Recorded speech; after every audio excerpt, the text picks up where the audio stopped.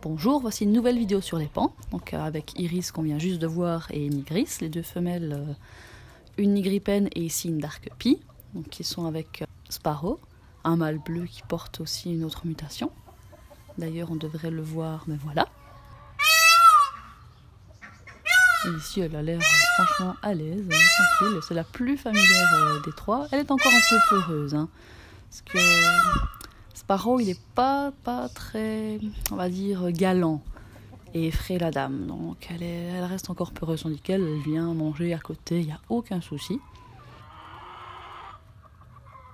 Et au niveau du sol, toujours des écorces de pin, ça dure assez longtemps. On doit quand même recharger tous les ans, parce que bon, malgré que ce soit très bon en cas de pluie, ça rentre quand même dans la terre et il n'y a rien à faire, donc il faut toujours recharger une petite couche tous les ans.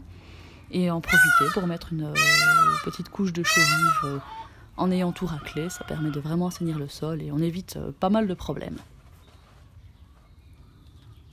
Et voici Iowa, donc un pan qui est pie, arlequin, panaché, soit un petit peu tous les noms qui sont donnés à cette couleur, avec 3 femelles blanches.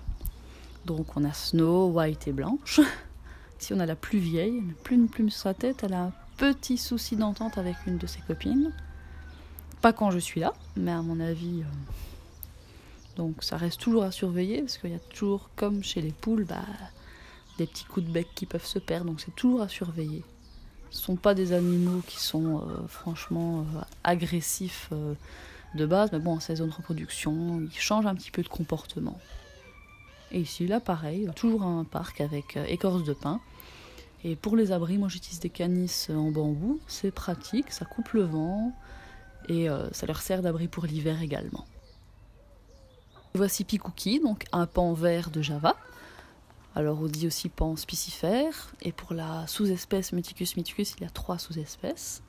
C'est un pan qui est plus sauvage que le pan bleu, donc il peut très bien s'envoler et ne pas revenir. C'est vraiment très sauvage. Donc en général, quand on en a, on les met surtout en volière. En liberté, c'est assez dangereux, aussi bien pour eux que pour les garder sur place. Ce sont des pans qui peuvent être un peu familiers, mais on peut vraiment... C'est pas des animaux qui s'apprivoisent facilement, ça reste quand même des animaux plus sauvages que le pan bleu. Si vous voulez voir d'autres vidéos donc, concernant l'élevage, l'alimentation, les soins, je vais en faire quelques autres sur un peu tous les animaux présents ici, pan, poules, canards. À bientôt!